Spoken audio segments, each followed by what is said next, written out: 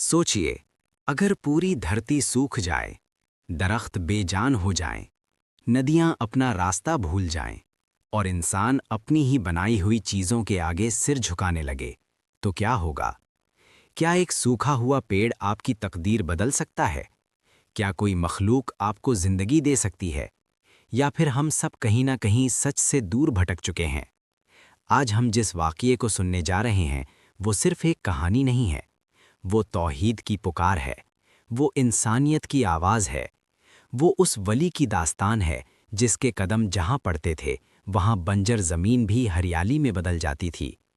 ये कहानी है शेख अब्दुल कादिर जिलानी रहमतुल्लाह अलैह की। वो शख्सियत जिसे दुनिया गौसे आज़म के नाम से जानती है, जिसकी ज़ुबान से निकली दुआ खाली नहीं लौटती थी, जिसकी निगाहें पत्थर दिलों को भी पिघला देती थीं। एक सफ़र, एक सूखी वादी, एक बेजान पेड़ और एक ऐसी कौम जो उसी पेड़ को अपना खुदा मान बैठी थी।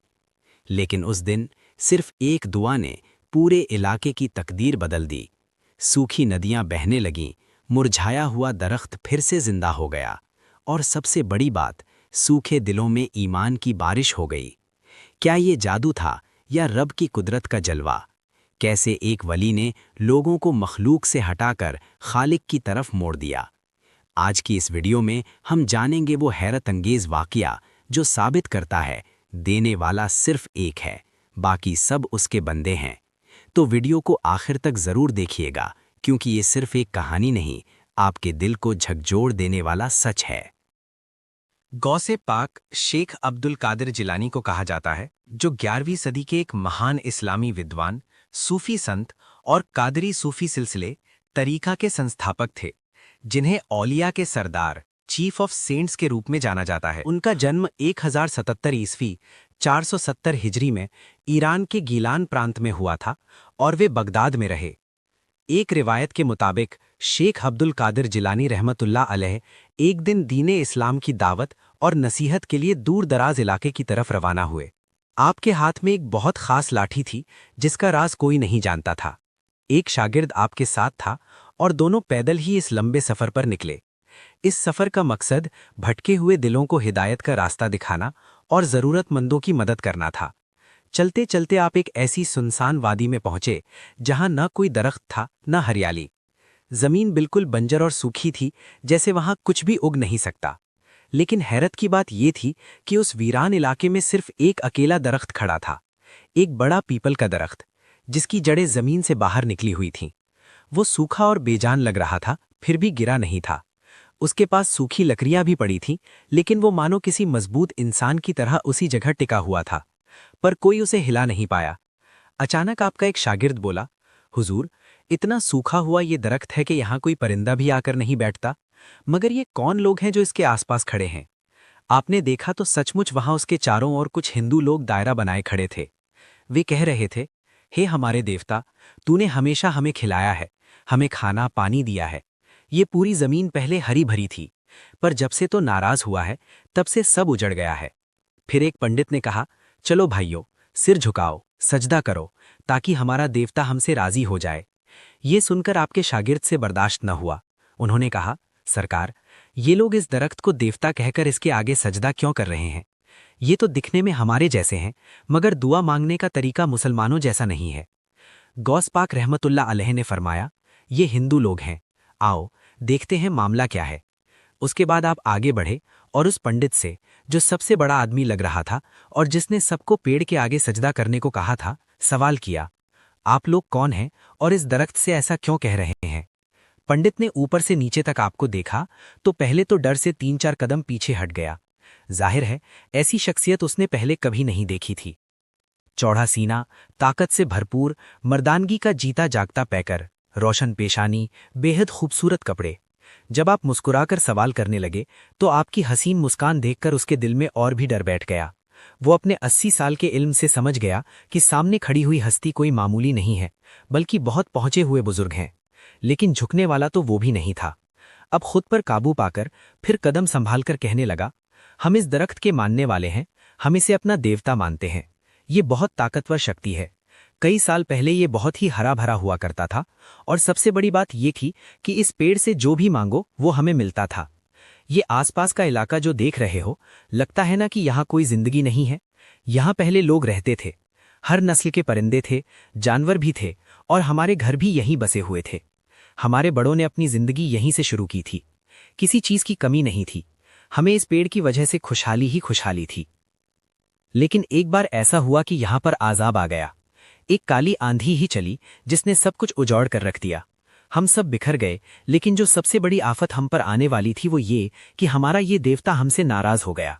ये सारी जगह सूख गई, वीरान हो गई, बंजर हो गई। हमारे देवता ने अपने पत्ते झाड़ना शुरू कर दिए।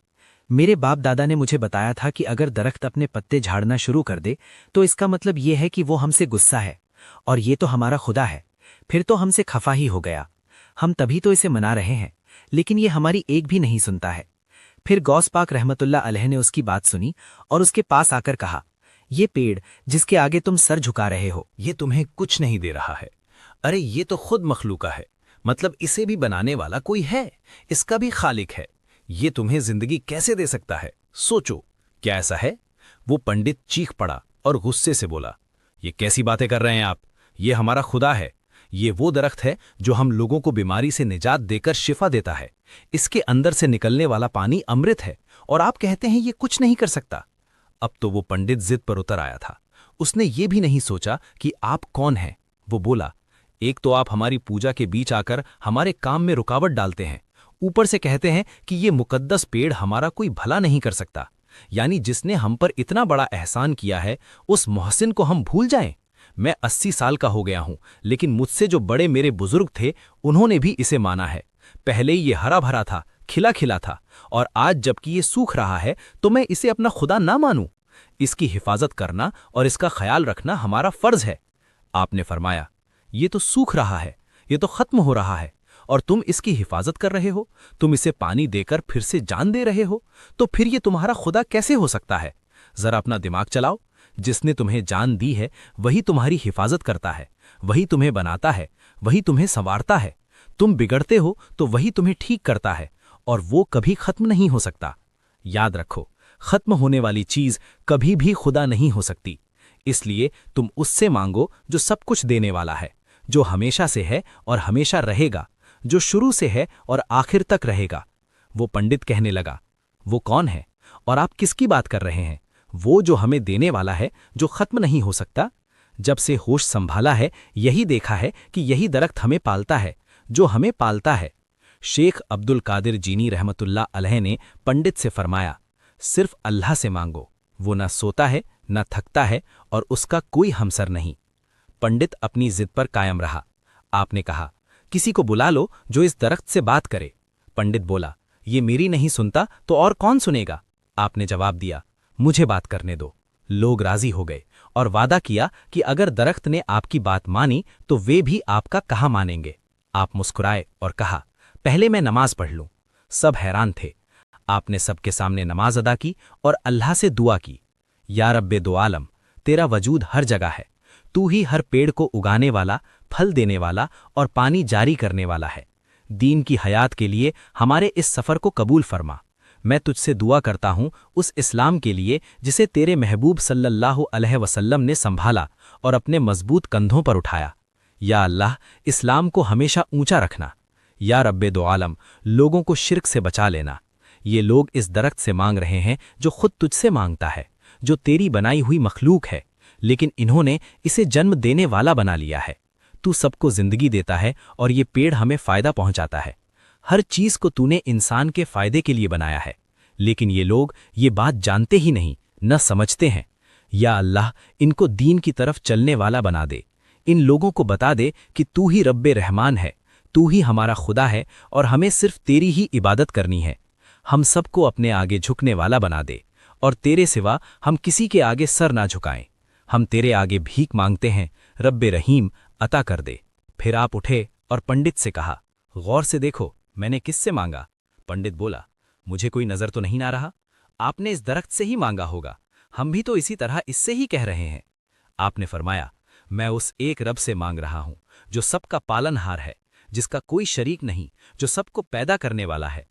पंडित हठधर्मी बना रहा और तंज करके बोला, क्या आप कोई जादू दिखाना चाहते हैं? आपने उसकी बात को नजरअंदाज कर लोगों से कहा, क्या तुम चाहते हो कि तुम्हारे गांव की नदी फिर बहने लगे? ये करिश्मा मेरा नहीं, रब का होगा। मैं तो उसके हुक्म से तुम्हारी मदद के लिए हूं। प्यासे और परेशान लोग बोले, जी हां, आप जो चाहें करें, बस हमारी उलझन सुलझा दें। इन हिंदुओं की बातें सुनकर आपके दिल में इंसानियत का जज्बा जागा। आपके हाथ में जो लाठी थी, उससे आपने इलाही कलाम पढ़ते हुए उस सूखे बेजान नाकारा पेड़ की तरफ इशारा किया।